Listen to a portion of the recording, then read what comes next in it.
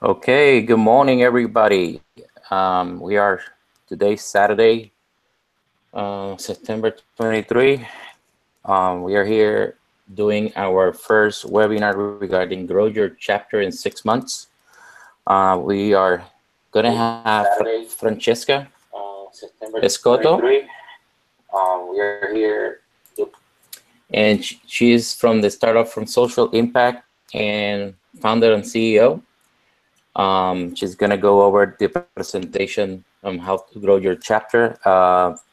We are representing Region 7 from SHPE, Society of Hispanic Professional Engineer, from North Carolina, South Carolina, Georgia, and Florida. And at the same time, we invite all of you from every region across the United States, including, unfortunately, Puerto Rico is uncommunicated due to the Maria hurricane. We send our prayers to them. So now I'm going to present you Francesca. Go ahead. All right. Thank you, Edwin. Bienvenidos. I know it's only like 8 a.m. in the West Coast. It's 11 a.m. East. I hope that you're awake enough because we have some really good material to go over. We have some great information to share with you. Just some housekeeping notes. You are able to ask questions as we go throughout. We have Orlando, who will be monitoring the chat both in the Google Hangouts and in the YouTube live video. So make sure that you're asking questions as we go along. You can post them and he'll share them with us and I'll be able to answer them. So that's the first thing. Second thing is this is being recorded. So it's a great tool for you to use to train your chapter as well, other leaders. So make sure that you take advantage of that later on. With that, I'm going to start sharing my screen. I won't be able to see your amazing faces, but I will check in and out if I can. Give me 1 second to make that happen.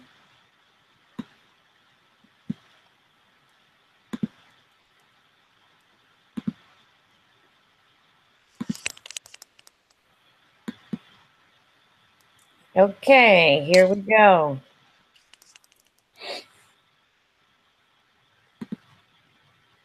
So welcome to Membership Growth Workshop. This presentation was actually put together specifically for SHPE membership, and it's work that I've been doing with the organization for a long while. Some of you might have seen this presentation or a variation of it already. It was part of the curriculum at NILA, not this year, the year before. And it was part of training that we did for the regional vice presidents maybe 4 years ago. So it's material that we've been growing and perfecting over time, and I'm glad to be able to share it here as well. So you know, actually, let me just move through the presentation. The purpose is to assist the organization in the development and implementation of marketing strategies that attract new members and retain them long term. So that's what we're hoping to do, both as a region in Region 7, but as an organization, we've been struggling with this. And it's this recurring conversation around how do we attract members and how do we keep them. So information about me, I've been with SHPE 23, probably almost 25 years at this point. I have founded various student and professional chapters. I come from Region 4, I'm in Region 7. Now I've been national student rep, so my leadership started as a student and has continued to evolve over time. I founded Region 7. We had to redistribute geographically our chapters and make some adjustments to make sure that we could focus on the Southeast. So that happened probably 10 years ago. Getting weird things here. Sorry about that. I was strategic planning chair. I was nominations chair. Last year, I was SHPE Codes consultant. I actually worked for the organization for a year in an effort to build programs and build community for the computing sciences and for the technical, I should say tech professionals. And so that was my last stint. Now I'm working with Edwin in Region 7. working on membership growth and assisting our chapters in that process. I also have extensive entrepreneurial, sales, and marketing experience. Not only have I built my businesses, but I've been coaching other entrepreneurs on how to do that for themselves. I'm a certified professional coach, and I focus on business process optimization, product development, client discovery, and attraction, and also Latina relationships. So I do sneak in some dating advice along the way. So enjoy that and have fun with it. I have learned best practices through both theory and practice. So this comes from expertise. And I'm only sharing that with you, not to pump myself up, but because I want you to hear where I'm coming from and know that I have both experience within SHIP and outside of SHIP. So you can ask me questions. I don't have all the answers, but I have a lot of answers. How's that? So let's start with a simple question. Tell me about how a chapter grows. And maybe, Edwin, since the group is small, we can unmute and people can participate that way so I can hear them. If it gets big, then we can do something different. Lines are on mute. Okay. So how does a chapter grow? Anybody want to chip in?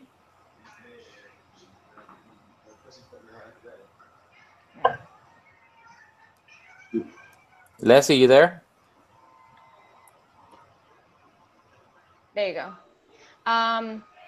Well, we start off by trying to, first of all, have a goal in mind, some kind of SWOT analysis of what's happened in the past, and just like what we're trying to do, I guess, now. And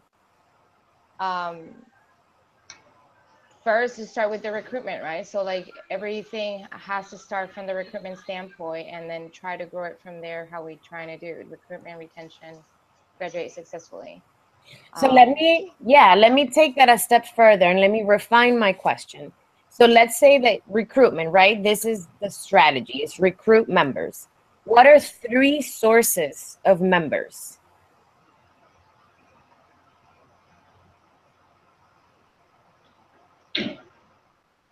The brand new ones, Yeah. the ones that are brought in by other people. Okay. And I'm not sure. I wouldn't know what the other third one is. Okay, so brand new and brought in by other people is the same category because they're brand new. One is a referral and the other one is, you know, they just heard of the organization from somewhere, but they're brand new. There are 2 other sources of members. And so here is what I want you to think about. Not just you, Leslie, right? You're just my guinea pig right now, but anyone listening, there is cost and effort in growing a chapter. And there are 3 different sources of members. And once you see it, it'll be like, oh, of course, I just didn't think of it that way. So we have inactive members, those that have been and no longer are, current members, and we have new ones. So people who have been with us and are no longer active, those that are participating now, and those that are brand new that maybe don't know about us just yet. Okay, so now I want you to help me place these in this quadrant where cost increases and effort increases. Which of these 3 requires the least money and the least effort? In this, The new ones, because you already have them there. I would say that's current. Those are the ones you have there. New, we don't have yet.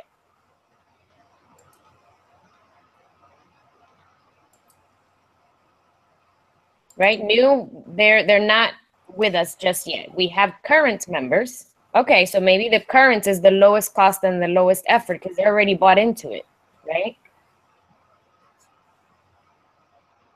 Which would be next? A little more cost, a little more effort. The new and then inactive. I mean, How just come the you inactive would? people actually were, I guess it seems that they lost interest. I may be wrong. I don't know. Yeah, they could be inactive for a multitude of reasons.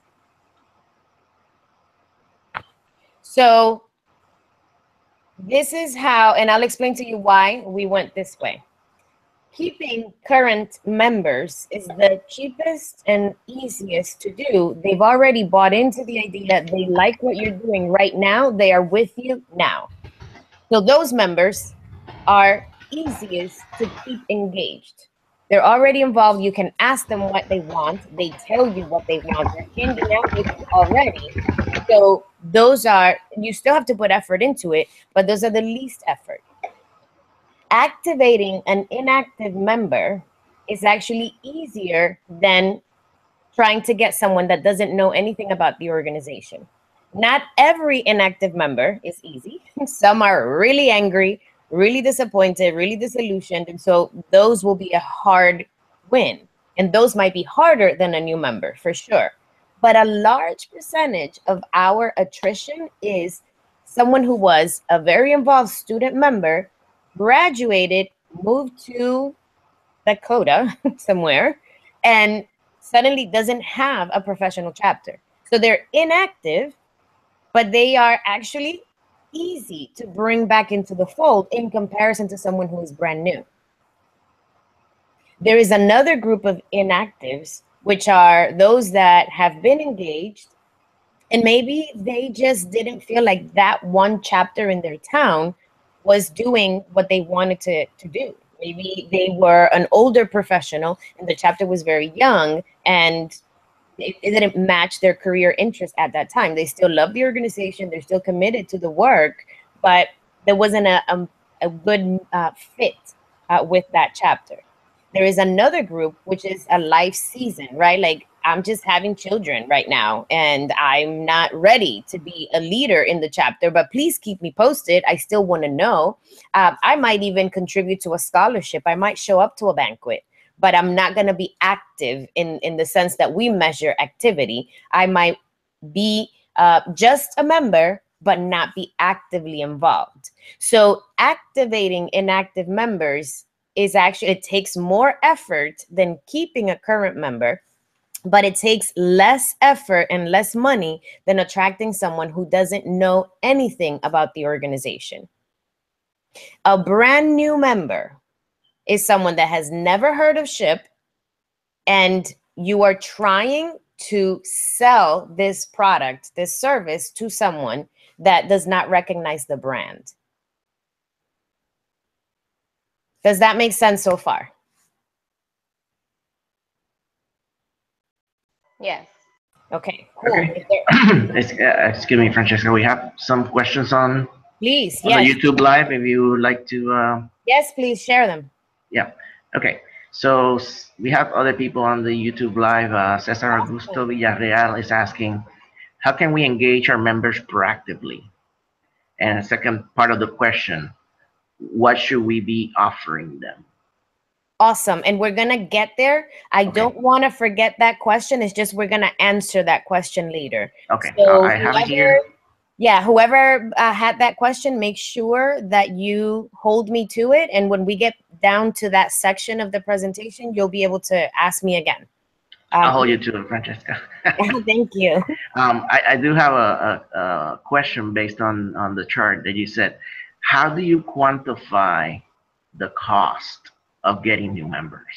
Sure. There are different ways to do that, and I will try to cover that later on when we're talking about programming, but it's really return on investment, right? It's really hard. With marketing, you could have done something 2 years ago, and again, we're going to talk about staying on the radar screen and making sure that when someone is ready to make a decision, they remember you, right? So you could have done something 2 years ago that today finally yielded a new member.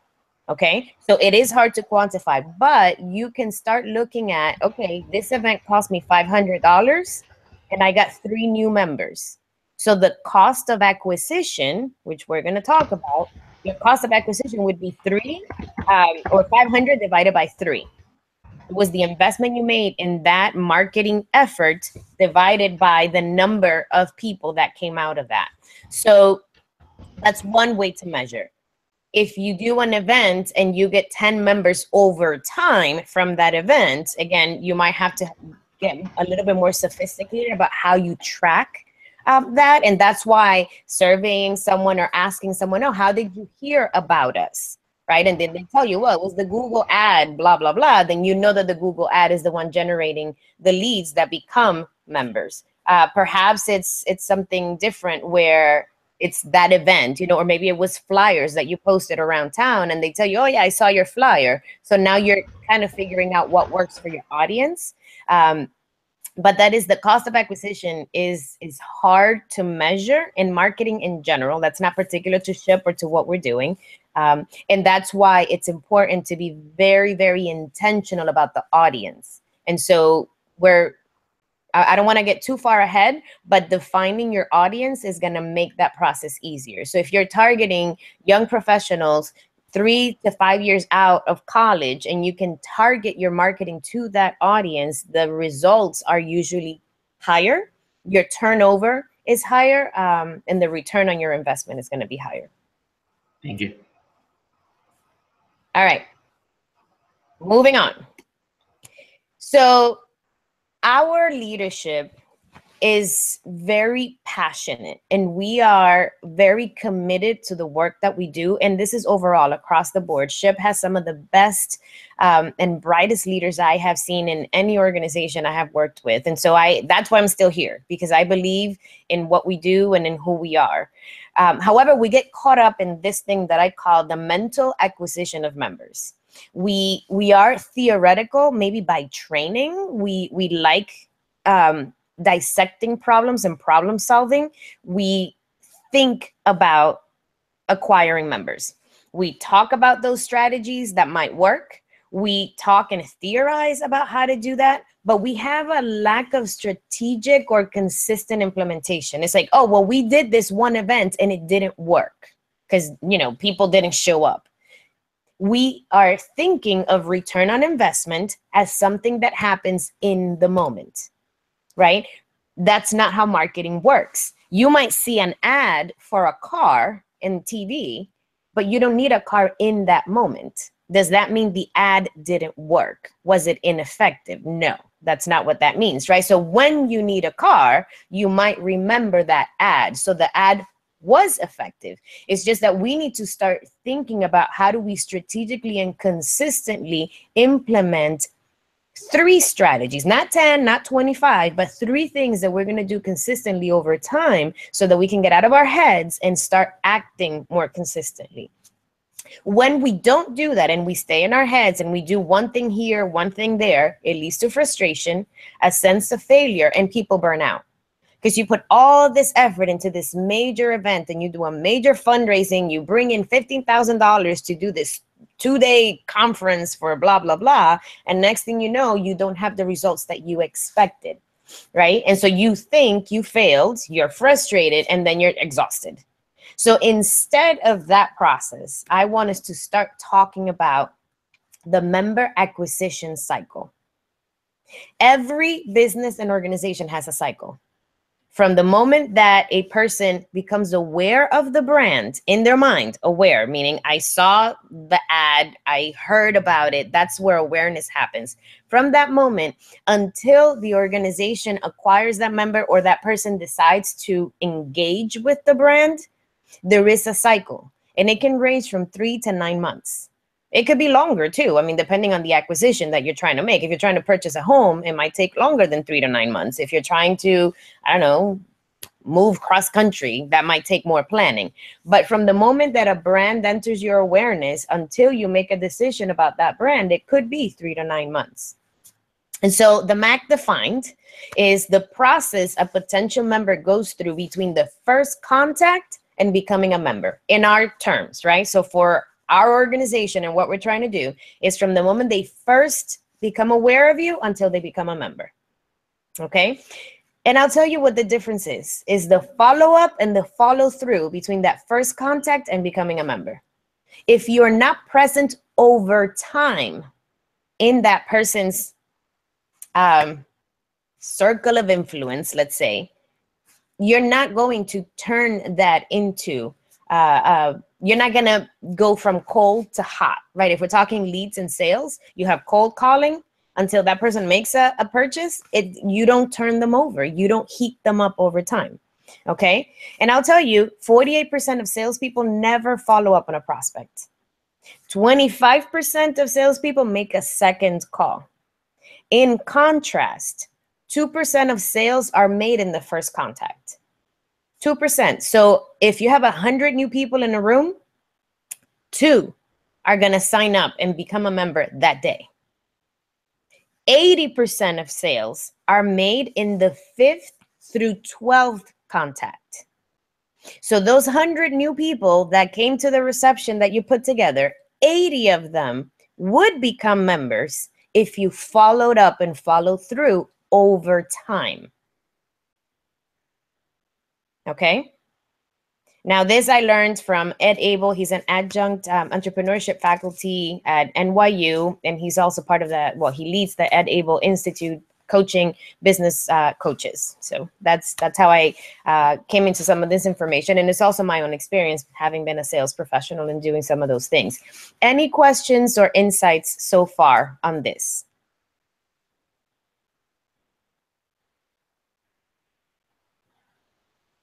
Okay, we're going to keep moving.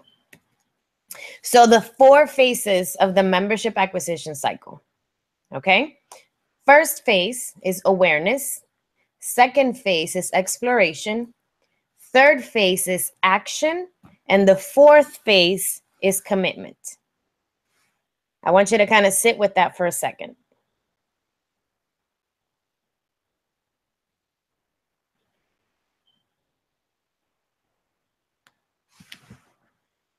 Okay, so in the first phase, your job is to reach the individual.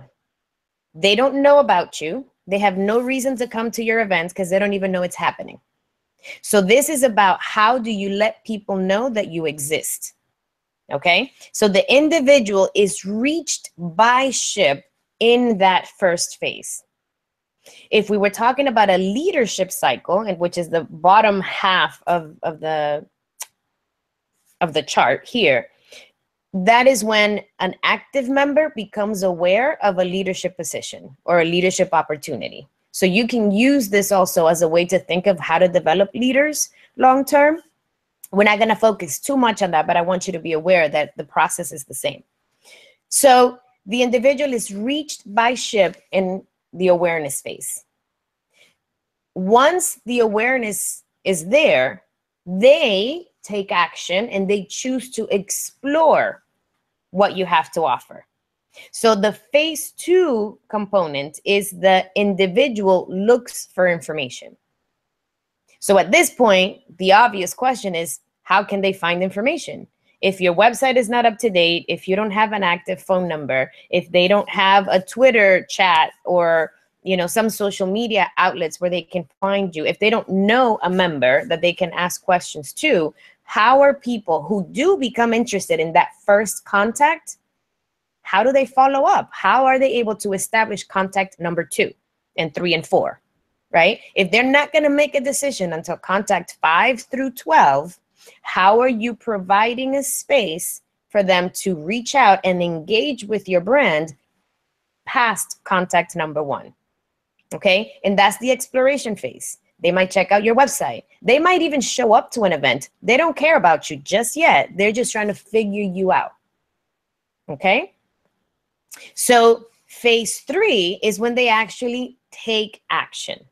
And that is they become an intentional participant or an intentional consumer. I don't care if people are showing up because they want pizza. If they're showing up, you're providing value. Granted, we're not in the business of feeding people. We're in the business of changing lives through STEM awareness and access to career opportunities and the technology itself, right? So if people are showing up, it's because you're offering value. And if they are consuming your services, you are changing lives. The action phase, phase 3, is where our mission becomes a thing. That's when it becomes alive. That's when we are living out our purpose. When people are consuming our services, showing up for our things, and actually finding value in the work that we do, we can go home, take a nap, and chill because we did our job. It doesn't matter how many leaders came out of that. It doesn't matter how many paid to be members. All of that is irrelevant. If they are taking action, consuming our services, and engaging with our product, we are doing our job, right? Phase 4 is commitment. Phase 4 is the engine that makes phase 3 happen, right? So we need leaders to carry on the torch and to keep the work going, but we don't need 100% of members to be president. We can only have one president at a time. We don't need everybody to be vice president. We only need a small group to actually be dedicated and committed enough to become a leader, to become a lifetime member, to sponsor the whatever. That group is going to facilitate the engine and be the machine that makes things happen so that phase 3 can take place. And this is really important because if we don't agree on this, we might not agree on the rest of the presentation. This is the basis for the work that we need to do and the ways in which we need to start thinking differently about who we are as an organization and what our purpose is. So I want to pause here and I want you to start thinking about what you do in phase 1. What do you offer? So whoever asked that question earlier, start thinking about not just what do we have to do, but actually let's break that down a little bit more and say, what am I doing in awareness? Do I have an active presence in the community? Do I have an intentional action to be where people are instead of expecting them to be where I am? For phase 2, do I have a mechanism for people to explore this chapter and to explore the work that we're doing in this community? Do people have access to a website? Am I on Twitter? Am I on Facebook? And when I say I'm saying our chapter, right? Is the organization actively involved in other places where they will see us again, right? So if I saw a poster at my kid's school because it was Noches de Ciencia, I couldn't go to Noches de Ciencia. Do I really have to wait a whole year to see a poster again? Do I have to wait a whole year before my kid brings a letter back home that says SHPE is doing X, Y, and Z? If I want to find out more information, who else in my network would be likely to know? How can I reach out so that I can, and I guess what I'm thinking of is 6 degrees of separation. Like if I wanted to meet, I don't know, Trump, if I ever wanted to meet Trump, there's this theory that I have 6 people in my life. One person can introduce me to another person, etc., until the 6th person would be Trump. In the same way, are we 6 degrees separated from our audience, or is it, you know, some ridiculous number like 20, where it takes a lot of effort for someone to find us if they wanted to find us, and for us to find them if we wanted to find them? And then action, do we create valuable opportunities that are consistent, that people can look forward to, that are meeting the need of the people we're serving? So any questions so far? Thoughts, clarifications that you might want? Anything like that?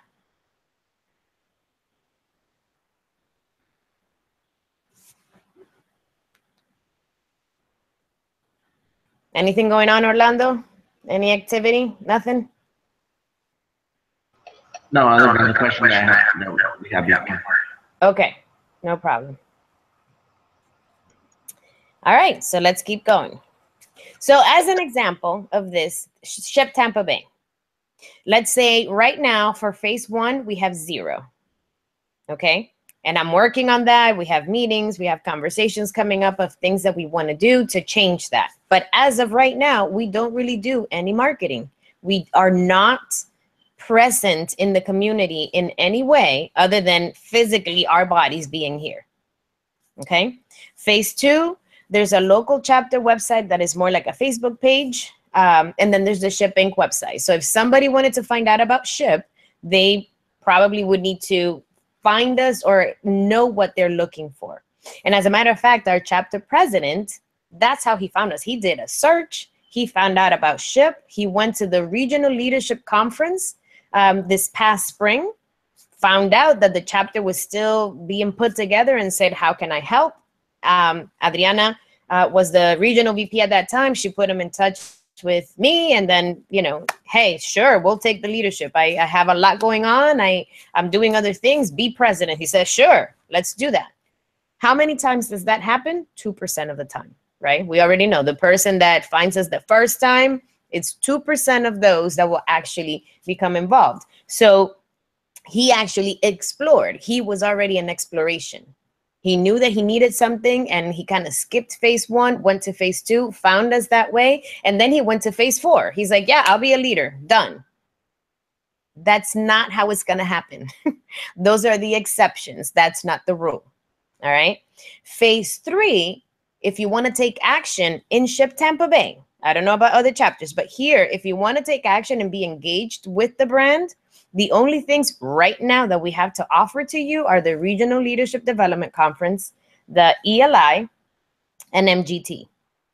MGT happens every 2 years. ELI is an awesome program that happens once a year. So you have to, you know, if it just happened, you have to wait a year before you can be engaged with the brand, because we don't have programming at the local level. So that would be phase 3.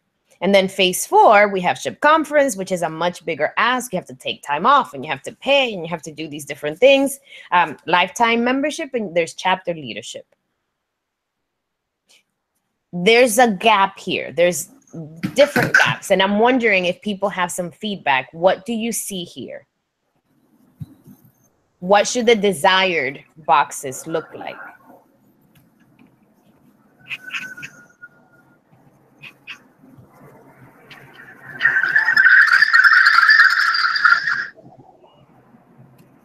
Come on, people. I know you're thinking. What are some things that can be in phase 1?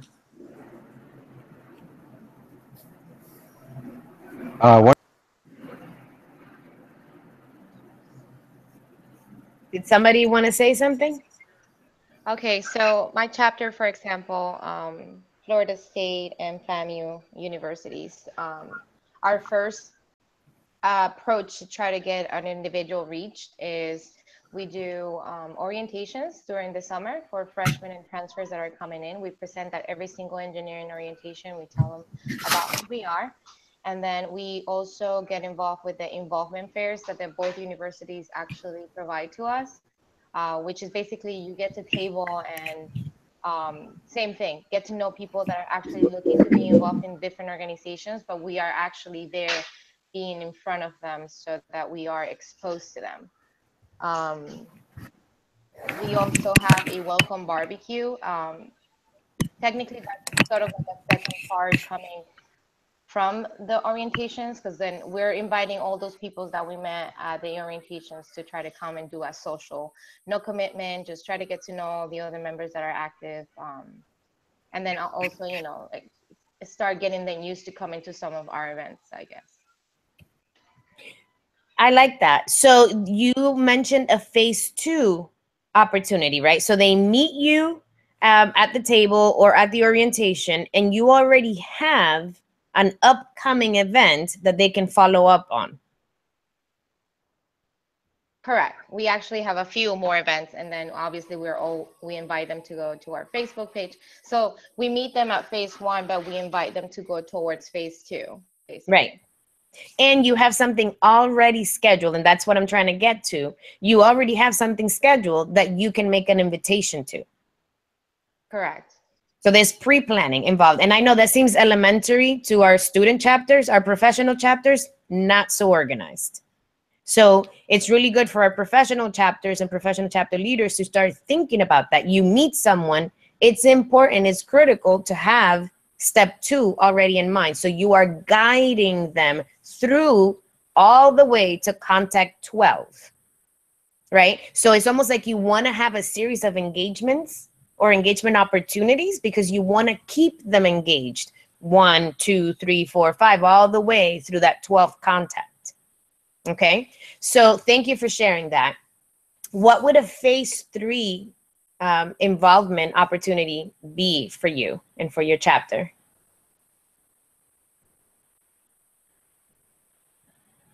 Okay, so we actually are going through that right now. Of course, we're trying to get everyone else to go to become part of our board.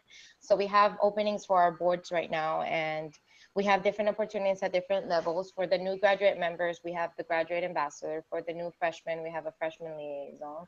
And then we have a different aspect for a community chair, just basically like your typical extra board positions. We all have an EVP and EVP in certain tasks for the executive board, but all of us can't handle every single task. So we offer that opportunity for the new members and the current members alike, especially for those that perhaps want to be president in a couple of years or so. Right. So that's phase 4. That's excellent. What about Okay. phase 3? If phase 3 is action and it's where your chapter's mission comes alive, what do you have going in phase 3? Are you referring to like all the different socials and stuff that we have, basically, them participating in them? Well, so that's a really good question. According to the organization, right? Like our mission, is our mission a social mission, meaning we get to hang out and party together, or is there something else? Oh no, there's different levels. We're not only social, but so okay, for example, we just had our mentorship social last night, and that's just to create to kick off the mentorship program. We're Okay. partnering up a small, the freshman with the senior, hopefully in the same major if possible, to become mentor mentees for the required, the school year, and hopefully obviously make them friends for the rest of their lives if that's possible. Right. Absolutely. On Sunday, we have a resume workshop because we have a career fair on Tuesday. So we're giving the opportunity for our members to actively be present. It's with Cummings. They have an info session, but they also are going to be checking out resumes.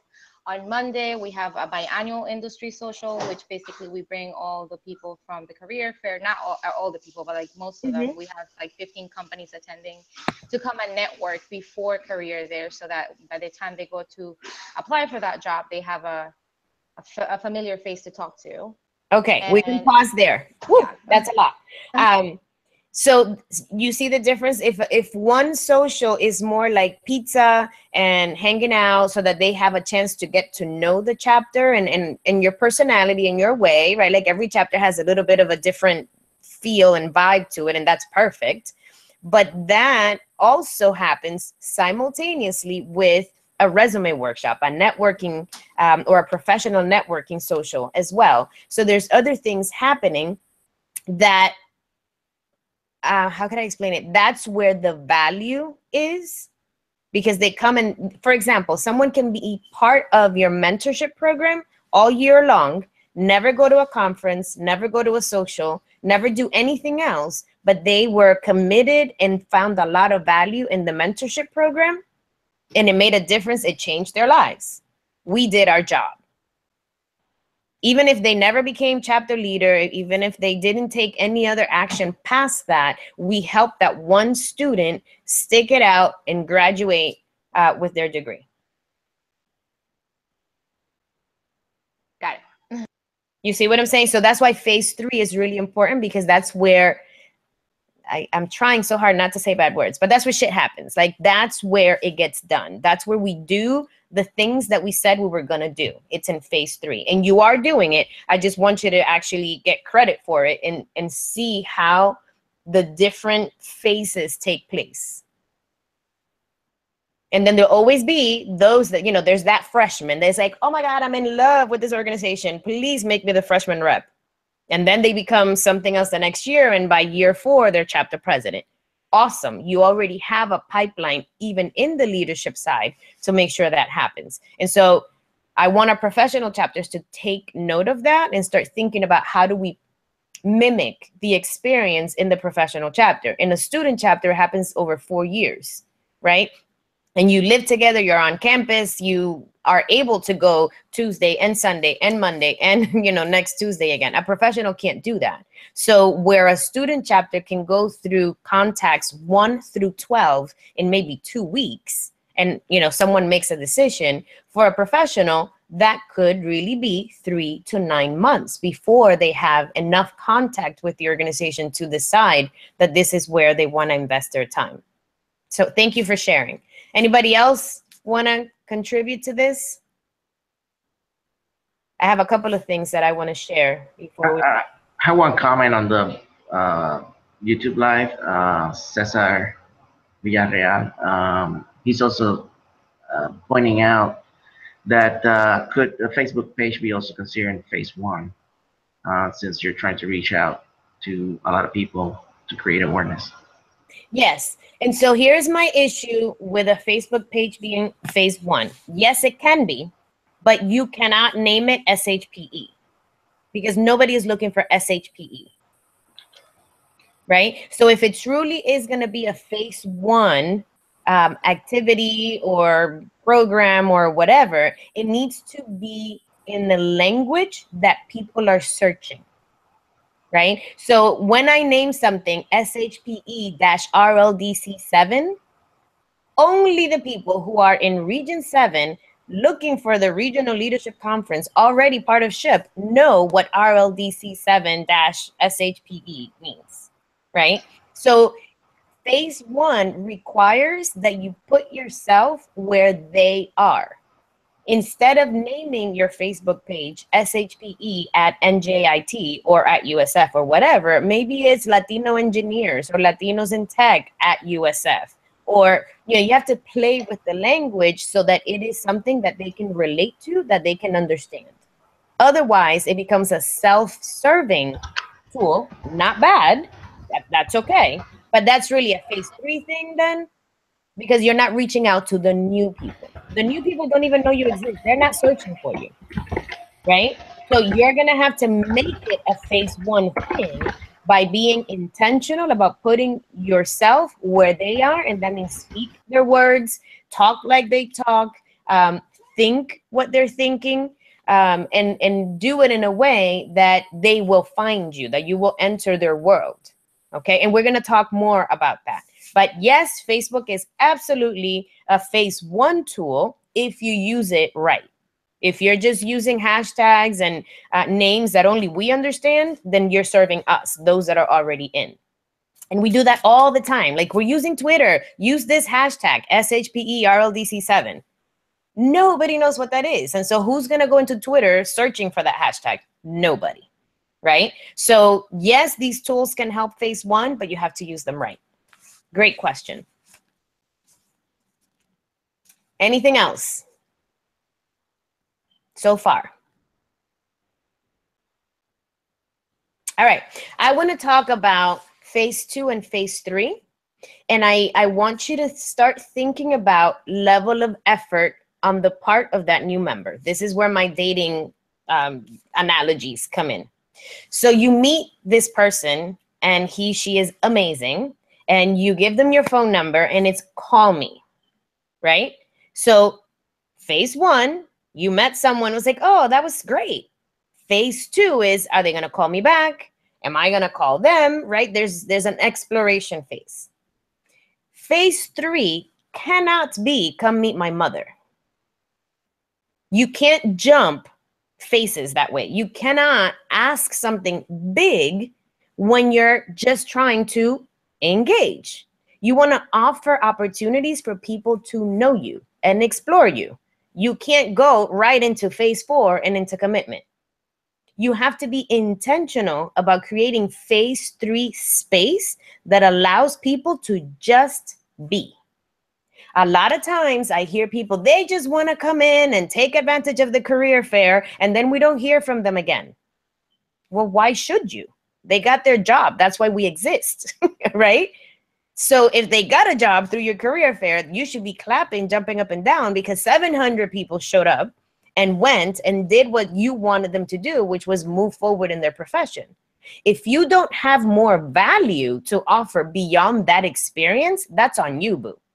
That has nothing to do with people being selfish and nobody, our community doesn't care. We get all egotistical about it, thinking that somehow it's about us. Like, well, I did something for you. You should come and stay because I did something for you. No, that's not how this works. Even friendships don't work that way. It's not like, well, you know, I fed you yesterday, so you should be my friend today. We don't think that way in relationships, but somehow we want the relationship of the chapter of the brand with the community to work that way too. If people, if our constituents, if the people that we serve are getting value, they will come back. It's going to happen in their time. And we have to continue to provide additional value on top of the one thing that we do so that there are reasons to stay engaged. So phase 3, I just want to, you know, make sure that you really understand the importance of phase 3. Phase 3 is where you give it all away. This is not where you start keeping tabs of like, well, how many of them are members? How many paid their $5? If they didn't pay the $5, they don't get to come to the career fair. This is different than how we do things today. This is different potentially than how even our national organization is set up. You have to be a member to get these benefits and these advantages. And there's a place for that, for sure.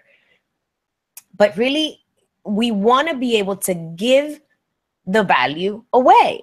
This is a nonprofit organization. We're not trying to sell necessarily all of our products. Yes, we need to be self-sufficient. Yes, we need to be able to maintain or self-sustain the model. And there has to be a source of revenue. And people do need to make some level of commitment in order to get additional benefits. But I want you to be strategic and think here, what are phase 2 opportunities for them to explore the organization that is low cost for us, low effort, and keep them engaged and make them want more? And what are phase 3 opportunities that would be super valuable and don't require, you know, let's take a trip to Kansas City or book a flight to Seattle. Especially on the professional side, it a lot of times looks like this chart that I have here. If somebody wants to find value in the organization, a lot of our local professional chapters don't have enough phase 3. They will have maybe a networking event, you know, twice a year. But I have to wait 6 months. Unlike a student, right? A student comes in September. They graduate next May. They have a year to find a job. They can wait for the career fair. A professional that somehow got laid off 2 weeks ago, what are they going to do? Wait to go to Kansas City in November? I got people to feed today. I need a job now. So the network and the value for that professional chapter has to be ongoing, and it has to be real time.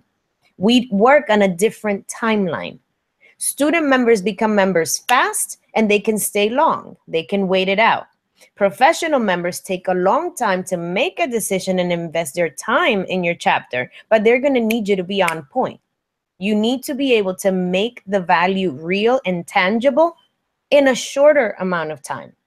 And that's why I think we've had such a hard time converting the leadership. We have a powerful student chapter leader, graduates, becomes chapter member of a professional chapter, quickly becomes chapter president, and they want to implement the same model, right? Like, oh, let's do 3 socials this week. And then it's not going to work. We need to work in a different timeline.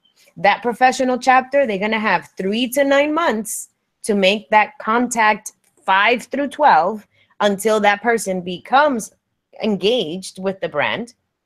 But you need to be able to provide value consistently months 3 to 9 so that that person finds something that meets their need over that period of time. Okay? If you're not intentional and you don't differentiate between phase 2 and 3, it's going to be hard for you to retain members. Phase 3 is critical. If I'm looking for a job and I'm part of SHPE, I should be able to find a job through my network. I'm not saying that it's our responsibility to be staffing people. That's not what I'm saying. I'm saying that we should be providing the kinds of things that our professional members need in a phase 3 model without them having to go to RLDC a year from now, without them having to wait 2 years for MGT, without them having to wait for ELI that is 9 months from now, or whatever the timeline is, right? So phase 3 is a critical component of the professional experience. And in my professional opinion, that's where the gap is. Okay, well, we're also really lacking phase 1.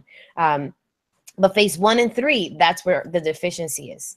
Some people, like my chapter president, right, Luis, he came in at phase 2 because he was that proactive. He knew what he wanted. He knew what he had to do to find it. And he said, and I want to be a leader. He went to phase 4. He skipped 1 and 3. That is 2% of the population. 98% need a phase 1 and a phase 3 more than they need phase 2 and 4. Okay, they're looking for value. They need something, and they need you to provide for that need. They need you to meet that need. And you can't resent serving, because we're here to serve. So if you feel like, oh, my chapter just gives away and we do all these things and people come and they eat the food and they leave. Well, what did you want them to do? Right? They came to get what you offered. They got it and they moved on happily. Their life is better now. You made their lives better. Tap yourself in the back, you know? We did a good job. Thoughts on that? Francesca, sorry for an interruption. Some people have joined us a little bit late on the Hangout. Okay. So they haven't been able to see the definition of. Okay, let me go back and review. I think you got cut off a little bit, but I got the gist. Did you want to add to that? Yeah, do you want to show quickly the definition of all phases, that chart? For sure, will do. Thank you. All right, here we go. The 4 phases of the membership acquisition cycle. Okay, that's what we're basing this whole presentation on. The 4 phases are, phase 1 is awareness. At this point, an individual is reached by SHPE. The individual has 0 responsibility for engaging with you. They don't know you exist. You need to reach out to them. You need to be where they are. That's phase 1. Phase 2, exploration, is they're interested. You gave that person your number at the bar and now they're calling you, right? So now it's a phone call. It doesn't mean a date. It just means a phone call. They're interested in finding out more. Phase 3 is a date. We're going to show up. We have an intention now to get engaged with the brand. We now want to hang out together. That's phase 3. It doesn't ever have to become more than phase 3. Our organization exists for phase 3. We want people to come in, take advantage of our resources, and move on with their lives. We want some people to stay in phase 4 because those leaders will keep the machine going. But the goal is not to have everybody become a lifetime member. I would love that because I am such a SHPE geek. I think everybody should be a lifetime member. Everybody should be involved. Everybody should be, you know, something. But that's my heart. That's not the reality. The organization does not exist to have every person become a lifetime member. That's not our goal. Our goal is to change lives in phase 3. So if people are taking action, engaging with our resources, consuming our products and our services, we are doing our job. Phase 4 is commitment, and that's when people become lifetime members, chapter presidents, program leaders, conference chairs, all of those things. That happens in phase 4, and it's great for the organization. We need that, but that's not the purpose of the organization. Okay, the purpose of the organization, the heart, the mission is phase 3. Everything else we do is so that phase 3 can happen. We have leaders so that phase 3 programs are executed. We have phase 1 and 2 so people show up and engage in consumer services. I hope that clarifies it for our newcomers. Okay, and I do have a couple questions on the line. Perfect. I think both coming from Alvaro or Masa. What happens when chapters focus on pushing membership numbers rather than core values? Sure. So if the goal, I'll put it to you, and then again, I go back to my dating analogies. If your goal is to go on a date, that's different than the goal being marriage, right? I can't marry you if I don't go on dates with you. So if the goal becomes phase 4, you turn me off. If all you want to do is take me to meet your mom and I've yet to have coffee with you, it's just not going to happen. I will be turned off. I'm going to walk away. You have to be able to live in the space of serving people. We are a nonprofit organization. in a technical field, serving a community that desperately needs our expertise and the resources and the access to this career path, right? So you have to be willing to serve people even if they don't become a paid member.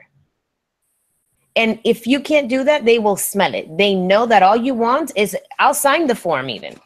You want me to be a member? That's all you want? Fine, I will Esa es una sign. extremidad, pero whatever. Un extremo. Thank you. Es una extremidad. Es un extremo. Sí, es un extremo. It is. I don't know if you were talking to me. Yes, it is an extreme. I'm giving you an example, but these are real life examples. I've seen it happen. And remember that by default, some of our members are very technical and some, I'm not saying all, but some are not the most charismatic people that I know. And some of them do approach conversations based on an expectation of please become a member, because they're thinking numbers. They're thinking, I want a chapter with 100 members, as if that means that you're serving a community. I would rather serve a whole school that serves 1,500 children than have 100 members that don't do anything. The number of members does not mean that you're serving or making a difference or changing lives. So if our mission is to change lives, not to have a lot of members, then be true to your mission. And I'll tell you what will happen. When you start changing lives, people will become members. It's gonna happen. But the focus is on changing lives, making a difference, making an impact. If your focus becomes to have more members, then you might have a few more members and nobody knows about you. Your marketing and your word of mouth sharing goes down the tubes and you're irrelevant. So I would rather be relevant than big, if that makes sense. Yeah, as a follow-up to that same question, though, some of the goals that are imposed sometimes in not only this organization, but I think it happens in many organizations and companies as well. I mean, it is to meet certain goals like measuring by how many members you have. So that can become a conflict, if you will. Totally agree. And that's why I said that this whole concept can even be at conflict at the national level and how we're measuring things. I like the fact, for example, that the National Affairs Committee in their end of year reports and how they're evaluating chapter progress, they have it broken down. There's small chapters, there's medium chapters, and large chapters. So you're not competing on numbers. You might be competing on numbers in a different way, but not in size. Right? We do quantify effort with results, and attendance is a thing. So I'm not saying if one person shows up, it was all worth it. In a romantic way, that might be true. Like, yes, we are idealists and we want to say if we change one life, it's worth doing. Yes. However, you want to be efficient and you want to be effective. So I'm not disassociating the two. I'm saying that the most important thing is that we're changing lives and making an impact. If we're doing that in a way that is not efficient or not effective, we can always improve our process so that we reach more people, so we can serve more. But the goal of the organization, if you look in any of our mission statements, any of our materials, what we stand for is not a large number. We want to serve the Hispanic community. We want to change lives. And that is way more important than how many people are in your chapter and how many people are on your board. So I invite you to join me in this movement of changing how our national leadership perceives value, and to move away from measuring our success based strictly on, well, how many members do you have? Or how many of them are paid? Those metrics move us away from our mission and vision that we agreed to as an organization. So the challenge is for us, those of us doing the work, here locally, to do it well and to do it right and to bring change from the bottom up. believe me, I'm having conversations at the national level as well. And join me, please, and be that voice and continue to share that. If we're being measured by numbers of new members, we're all going to fail together. We're not going to be able to move this forward. Great, thank you. I think I got one more question here, if you don't Yes. mind. So what about the freshmen, and how do we provide them with phase 3 engagement without waiting until conference come around? What do freshmen need? And I would say that each campus might have a slightly different answer to that. But in general, freshmen need mentors. They need to figure out which classes they should take. They're going to need help structuring their time, figuring out, you know, how do I study? How do I balance studying and partying? Like some of the basics of college life. So one way to get them engaged, and I'm completely making this up right now, but one way to engage freshmen is to offer them, you know, there was another chapter that says they do a mentorship program, and they start, you know, early on in the school year. They pair the underclassmen with the upperclassmen and do some work like that. So that's one way. Another way is to have a little, you know, like some open sessions talking about college life and how do you balance things out and how much time do you devote for homework. Another session could be major specific, talking about, you know, these are the professors to stay away from. These are the professors that you want to go with. These are some of the courses that are really good. These are some of the hard ones. And just giving them that sense of like orientation and finding that value in that camaraderie with other people that have gone through the process. But basically, to answer your question broadly, you want to get that feedback from the freshmen. Ask them what they need. They might not know because they're so new, they're green, but hear them out and see where their weaknesses are and where you can bring strength and value to their experience early on without having to make them wait for conference. Francesca, Sí. I would like to add to what you just said there about finding out what they want. Mm-hmm. Something that I want to share right today, for example, I'm living in Miami. And the reason I live in Miami and I just moved one month ago, I didn't knew where I want to go on January. I was on a leadership program for development, and I didn't knew where I want to go. Then I meet a mentor, and that mentor told me something very powerful that I never took into account, and it was working my 5-year vision. I always put work and education first, but I never included in my vision the personal life. And I realized that I was not feeling 100% happy in Charleston, away from family and friend. And I was 5 years there, and then I realized that when I write down my vision, I felt that I was more happy every time I come and visit my mom in Miami. I used to live here with her. So I put personal in the mix. So that's not only apply on professional, but it also apply on when you're a student. Nobody told me the 5-year vision, but through SHPE, I think we can deliver that message to help them write down what is your vision and mission for your life in this next 4 years to do your degree. And including SHPE in the mix, also include personal life and find out what they really want. And then we can start delivering development plans or mentorship or more social or more helping them how to go through their classes, like you just mentioned. So I'm glad you mentioned that. Thank you. No, and thank you for giving that example. I think that for both our professional and student members, it is really important. That's the phase 1 awareness and phase 2 exploration. We're going to talk about it in a minute when I move forward. Actually, it's a good segue. I'm going to move forward in the presentation. You need to find out and you need to engage with people. Boston is different from Miami. It's different from Tampa. And the kind of professional chapter programs that will birth in each of those cities will be slightly different. Some things are the same across the board, But in some cases, there will be things that are specific to the community you serve, and it's specific to the people who are knocking on your door.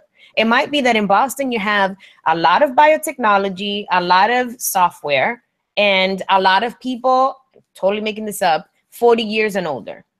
It could be that Miami, you have a lot of Cubans who have a heart for Cuba and the political situation there, and who are part of the Association of Cuban Engineers. I happen to have lived in Miami. I worked through some of these things. And so that might be a partnership with an existing organization that has like 500 members. You might not even have to have a formal chapter in the way that you would have it in Boston. You might have to create a lot of partnerships in Miami because of the particulars of that community. So allow your chapter to be what it needs to be to meet the needs of your constituents. If in your campus, to deal with freshmen, for example, freshmen are usually a very large class and you have a lot of Latinos, and there is no office on the campus that serves STEM students, well, your chapter becomes that, and that's okay. That might not be the same as WPI, where I went to school, where there is an Office of Minority Affairs that has a very comprehensive program, all 4 years and blah, blah, blah. So allow your chapter to become what it needs to be to meet those needs. So let's talk about marketing, branding, and sales conversations, right? So if we're going to focus on that phase 1, phase 2, which is usually a big gap, so that we can get to phase 3, let's talk about how do you figure out what phase 3 should be? What are the programs that you should be designing for your members or your potential members? Better yet, for your community. You know, if we can get rid of the word members for a little while, we'll bring it back at the end. But let's talk community. What is marketing? Well, marketing is a visibility strategy. It's the thing you do so that people notice you. Some people are uncomfortable with marketing, the idea of being everywhere, of intentionally putting yourself in the spotlight. That can make some people nervous. Don't worry, it's not you, it's the SHPE brand. Okay, so think about how can we make the SHPE brand visible? How can we get more people to see it? More eyeballs on the brand. Okay, that's the marketing part. It's a visibility strategy. Branding is the message. It is the thing you want people to see. So you get them to see, but what are they going to see when they open their eyes? That's important, that you're creating experience, you're creating value at that point. So if marketing is creating awareness, branding is creating value. Okay? The sales conversation is the one-on-one dialogue that you use to answer questions about the value. So you see a commercial and the Nike swish shows up. So now it's like, check, do it, you know, all the things that we associate with Nike. Get it done, get going. Okay, who can I talk to about the right pair of sneakers for me, for my goals? Now I have to go into the store and have a conversation with, you know, a sales specialist that's going to tell me everything about my gait and my running and the shape of my whatever, and this is the right shoe for you. Okay, that sales conversation is about meeting the need. So the first part, phase 1, is creating awareness. Phase 2, when they're exploring, they're trying to figure out if you're just BS or if you actually have value. And phase 3, we're calling it a sales conversation, but it's really about meeting the need. When they show up to your event and you said it's a resume writing workshop, I'm going because I need help with my resume. And if I get help with my resume, I'm sold. I bought your product, I consumed it, and hopefully I'll come back for more. Maybe I'll come back for the interview, I don't know, mock interview session also. And maybe I'll come back for the career fair. But you got to have those other things for me to come back to. Okay? Branding and sales questions and conversations need to be open-ended. So what does that mean? It means that you use words like how, what, when, why. Why are you here today? What is it that you're looking for? What do you need from this workshop? What do you need as a freshman? Why are you struggling with chemistry? How can we as a chapter help you succeed your freshman year? See, it's open-ended. They can't say yes or no. When you use words like will you, can you, are you, the answers are yes or no. Are you struggling with chemistry? Yes. I have to ask a follow-up question, which is why, right? I still need to ask that question. So I'm suggesting lead with open-ended questions so that you can get more feedback on what they need. That's how you start creating programs and events that meet the need, right? So what are your priorities for the next 5 years? That's a great question for a professional that's looking to engage with your brand, with your chapter. You want to know, are they trying to start a family? Are they trying to go back to school? Are they trying to move up in their career? Those are 3 very different situations, right? How can we help you achieve those goals over the next 5 years? What would this chapter need to do in order to help you move up in your job and get that promotion? Ask them. People usually know. They have an idea, they have a clue, they have an inclination. They might not have the whole picture, but they will give you some real feedback. Okay? Any questions so far? Okay, moving on. So going back to the 4 phases, right? What moves someone from phase 1 to phase 2 is the quality of your marketing. It's the quality of your visibility strategy. It is how omnipresent can you be, right? If I don't know about SHIP, I have no reason to attend the reception at the whatever, and I just go to work, I go to church, I go to the gym, I come home. How are you going to find me? You can find me at work, you can find me at church, you can find me at the gym, and you can find me at my house. That's where I am. So how would SHIP be present in places where we currently don't think we need to be, right? If we're trying to change our visibility strategy, do we start advertising at the gym? Do we put flyers at the gym? Do we put flyers, do we do an event at the nightclub where a lot of Latinos go?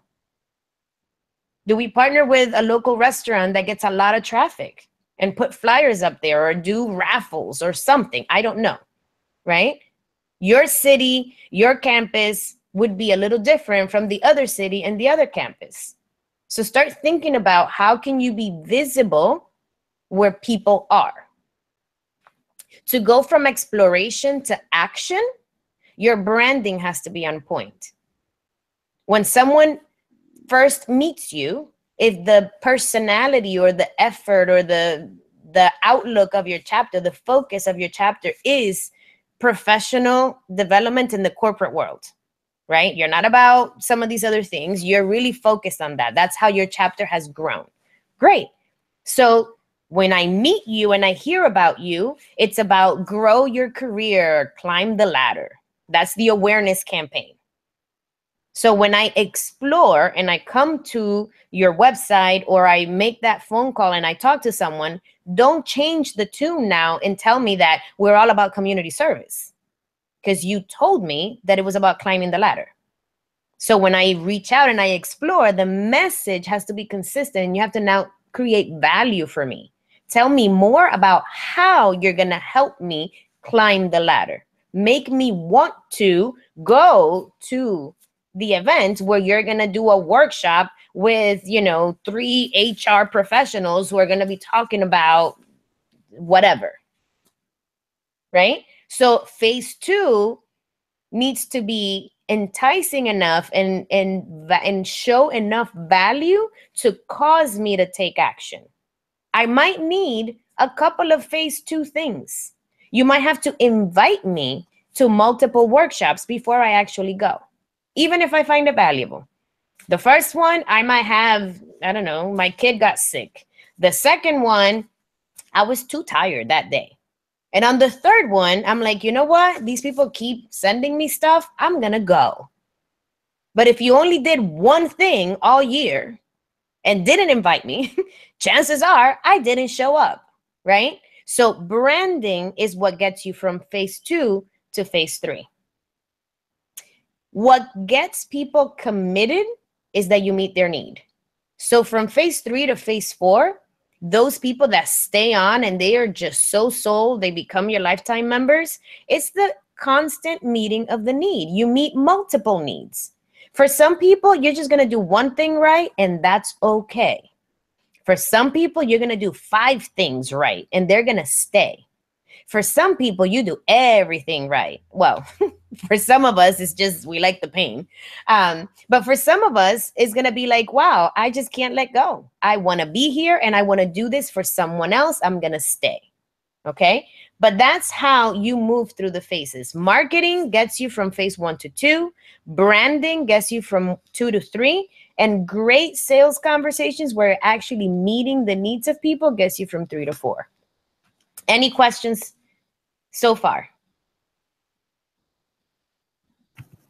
Can you guys hear me okay? Yes. Hi, this is Jimmy. Hi, Francesca. Hey, Jimmy. Hello, everybody. Just listening to the whole presentation. I was a little late. I'm sorry, but your phases seem like a bit more organized version of my approach. One of my main focuses has always been the relationship building with people, and bouncing off a little bit about from what Edwin mentioned earlier, that when you put yourself into the goal that you have, your personal goals, you're taking care of yourself. In the same matter, you basically are giving the approach that giving the importance to the people that you're trying to attract. And so in building those relationships is what gets people pulled in, and they begin to get to know you through the value that you're providing to them as you're getting to know them. And then eventually as you invite them to the events. Right. Once they're at the events, you're building that relationship. You can be as serious as having professional development at the event, but then after that, you can invite them over for drinks after, and people drop their guard down because they know that it's okay to hang out with you. Exactly. But that's just my take. I know there's other methods of doing things too, so I just want to share that. Well, I would say there's variations on how you do that, but that's the idea. And that's why I was using the dating analogy, that you don't want to meet someone today and invite them to meet your mom tomorrow. You want to get to know people. You want to create space for engagement, for people to know who you are, to explore what the experience is like. Granted, they're not, when it's the chapter, it's not you, the individual, although you are part of the whole. They're getting to know the rhythm of the chapter, the way of the chapter culture. You need them to find value and to feel like that's where they fit. They might not fit in your chapter. Your chapter might be all about climbing the corporate ladder, and these people might be all about community service, right? And so it isn't a match, and that's okay.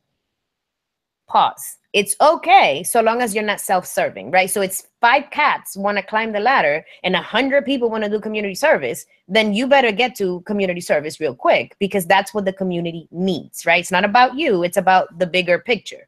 So do allow yourself to serve the need and meet them where they are.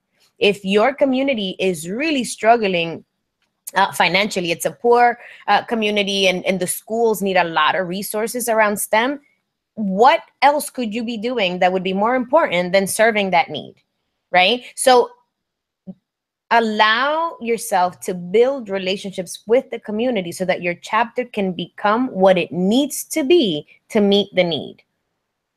That's how I would explain that. And for sure, that is one individual at a time. I need to own that and say, how can we serve better? How is it helping people move up the ladder? Do we have a lot of professionals in this community that are not moving up and not making progress in their career to the degree that they want to? Do we have a lot of people in the trades with associate's degrees, plumbers, AC, repair people that could take advantage of our scholarships and go back to school and finish their degrees? Is that the thing? Do we have very elite group that needs opportunities to become upper managers. Maybe we need to have opportunities with elite schools where they can go get their MBAs and get their master's degrees. Or, you see what I'm saying? There's a personality. There's something to each chapter that will have a slightly different feel. I'm not crazy about how we evaluate chapters today, because in a sense, you have to be a jack of all trades to really be an excellent chapter. You have to be good at everything. And I don't believe that you can. I really do think that a chapter will be better at community service. Another will be better at professional development. Another will be the best resource for student chapters in their area. And each one will have a different strength. And I'm okay with that. I do think that, to your point, Jimmy, it's about building those relationships and investing in that and adding value. And for some of us, you know, it's group hug. That's what I call it. And it's, you know, the WhatsApp channel where we are planning the next party. But for some people, it's not that. For some people, it is all business, and that's okay too. So creating space for that in that phase 3 and providing a variety of opportunities so people find a home in your chapter. So thank you for sharing that. I'm going to keep moving, but of course you guys can keep asking questions. I just want to stick to the timeline. What you need to remember is that they are watching you. Okay? For 3 to 9 months, potential members are watching you and weighing your value proposition. They might not come, they might not call you, they might call you and not show up. They might say they're coming and not come. All of that is happening. They're watching you. They want to know what happens. They're not testing you necessarily. It's not like I'm not going to go and I'm going to see how they react. That's not it. But they want to know what happens next. Okay. So how does a SHPE chapter shorten that 3 to 9 month cycle and reduce the cost of marketing and grow membership, right? So one of the questions at the beginning of the workshop was, well, how do you evaluate the cost? And how do you know which activity to do? Well, branding. Address their pain points with open-ended questions. Know your audience and create value for them. I know it sounds broad, and you want me to give you an answer for what you should do in Kansas City with your chapter. I'm not in Kansas City. I'm in Tampa. And I'm struggling to figure out what my people need, right? This is my world. This is my oyster. I'm trying to know my community, which is different from where you are. I can give you a process, but I can't give you the answer because the answer is in your community, okay? And marketing meets them where they are. You have to think about location, experience, and knowledge. Where are they? What is the experience that they're having in that moment? And what do they need to know? So if I'm at the gym, don't, approach me from a gym perspective. SHPE works you out. I don't know. SHPE helps you work. SHPE works. I don't know. I'm playing with words here, making it up, but make it contextual. Be where I am when I'm not in your presence and meet me at the right experience. Be relevant to what is happening in my life in that moment and let me know. Give knowledge, impart knowledge, share something that will cause me to seek you out once that is past, once that moment has passed. And then sales conversations. Meet them with an irresistible, real bullseye value offer. And I'll explain to you what real bullseye value offer means.